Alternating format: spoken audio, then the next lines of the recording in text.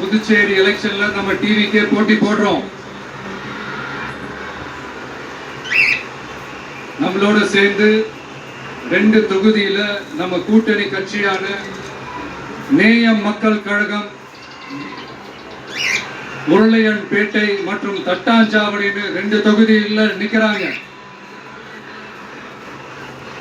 நம்ம கட்சி வேட்பாளர்களை பத்தி உங்களுக்கு நல்லாவே தெரியும்.